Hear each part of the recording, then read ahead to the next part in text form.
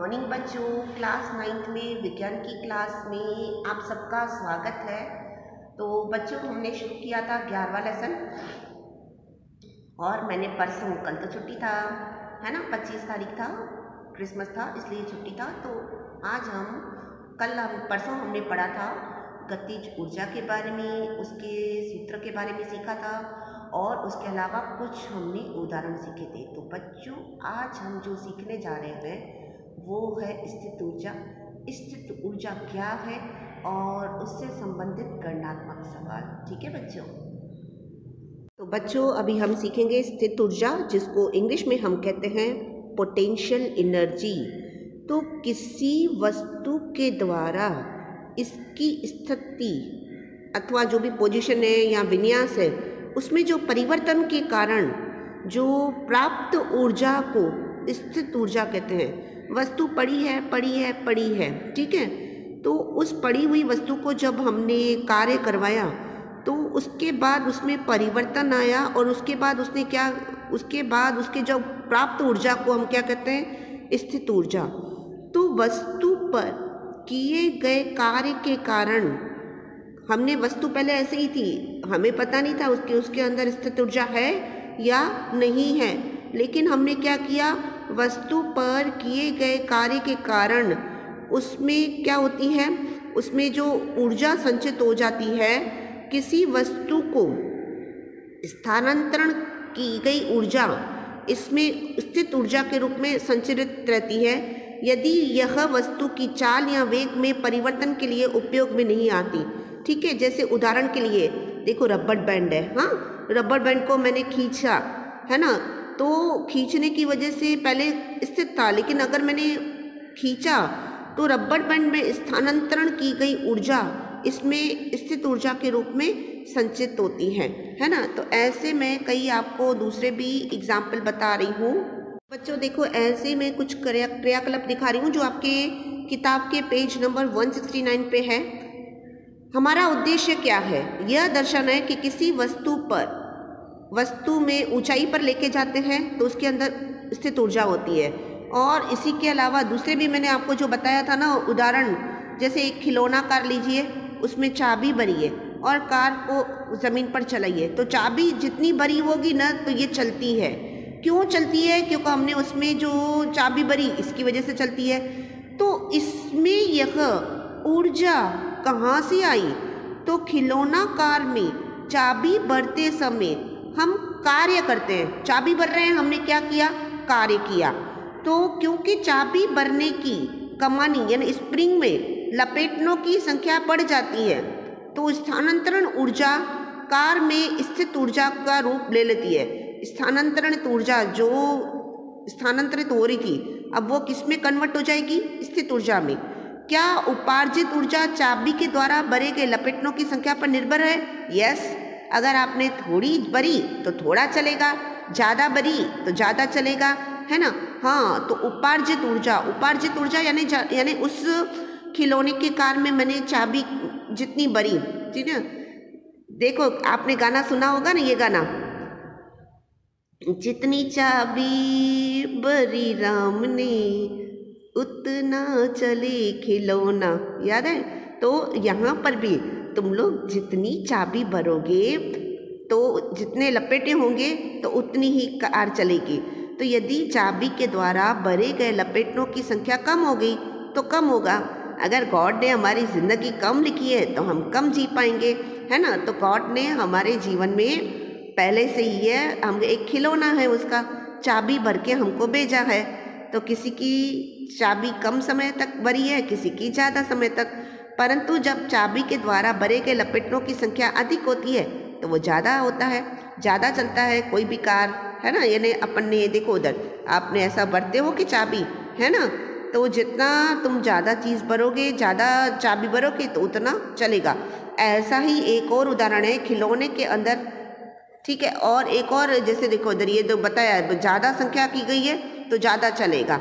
अब दूसरा उदाहरण क्या है वो आपको मैं बता रही हूँ। जैसे यहाँ पर एक स्प्रिंग है, तो ये भी किताब का पेज नंबर 169 पे, हाँ, पेज नंबर 169 पे दिया हुआ है। तो यह दर्शाना है कि स्थानांतरण की गई ऊर्जा, यानी हमने जो स्थानांतरित की गई है वो स्थित रूप में स्थित ऊर्जा के रूप में संचित होती है। जैसे अपने एक सिल्की लीजिए या एक स्प्रिंग लीजिए, एक सिरा आप पकड़िए, एक सिरा आपका मित्र पकड़ रहा है, क्या होता है, तो इसमें संपीड़ित होता है और हम पीछे जाते हैं। अगर मैंने एक सिरा छोड़ दिया तो एक जने को चोट लगती है। खींचने पर सिल्की में किस प्रकार की ऊर्जा उपार्जित की, तो खींचने पर उसमें हमारी कुछ ऊर्जा स्थानांतरण हो जाती है। फिर स्थानांतरण ऊर्जा किस ऊर्जा का रूप ले लेती है, संचित ऊर्जा का, स्थित ऊर्जा का रूप ले लेती है। ठीक इसी तरह से यदि कोई ऊंचाई पर वस्तु को ले जाने से क्या उसके अंदर भी ऊर्जा होती है, हाँ, तो किसी वस्तु को एक हम निश्चित ऊंचाई पर लेके जाते हैं, है ना, फिर वस्तु पर अब कार्य कर सकती है, छोड़ने पर वो क्या करेगी, नीचे गिरेगी, है ना। पहले मैंने क्या था, हमने वस्तु को कहाँ लेके गए, ऊपर लेके गए। समझो ये वस्तु को मैं ऊपर लेके जाती हूँ, ऊपर लेके ऐसे मैं छोड़ दूँ तो क्या हो जाएगा, गिर जाएगी। तो जितना मैं अधिक ऊंचा उठाऊंगी तो उतना अधिक कार्य होगा, है ना। जितना देखो ये वस्तु है, वस्तु को मैं थोड़ा ऊपर लेके गई, फिर छोड़ दिया, है ना, फिर थोड़ा और ऊपर लेके जाऊंगी तो भी छोड़ दिया। तो किसी वस्तु को एक निश्चित ऊंचाई पर लेके गए, मतलब हमने ऊपर लेके गए, फिर वस्तु को अब कार्य कर सकती है, तो छोड़ने पर वो नीचे गिरने लगती है। इसका अर्थ है कि इसके अंदर कुछ ऊर्जा है, तो अधिक ऊंचा उठाने पर अधिक कार्य होता है। तो प्रश्न है कि आखिर उसे ये ऊर्जा कहाँ से मिलती है, तो किसी वस्तु पर कार्य करने के कारण उसमें जो ऊर्जा संचित हो जाती है, कार्य नहीं करा हो तो नहीं रहेगा, पेन पड़ा है, लेकिन अगर मैंने इसके ऊपर कार्य कराया फिर छोड़ा तब जाके छूटेगी।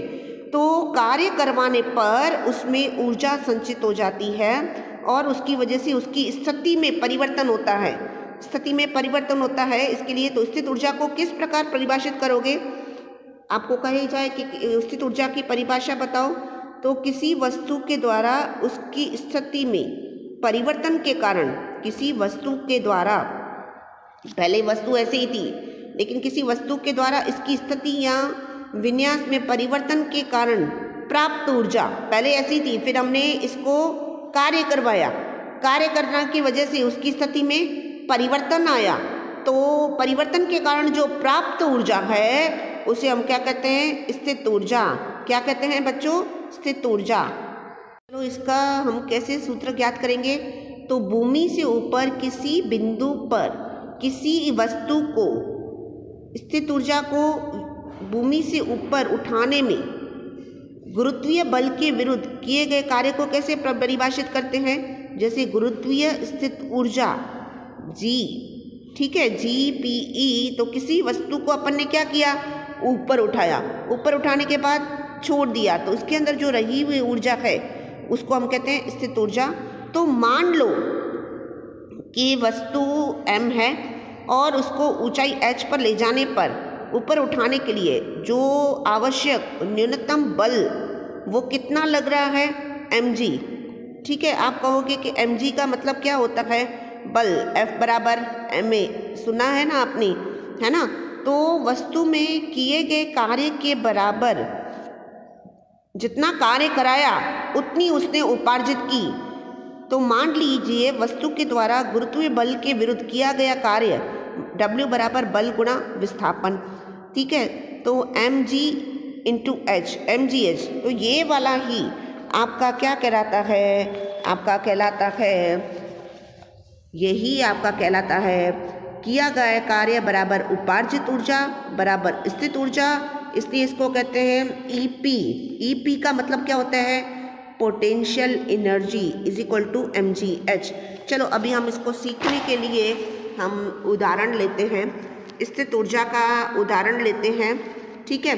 अब हमने EP का सूत्र क्या सीखा, mgh, है ना बच्चों।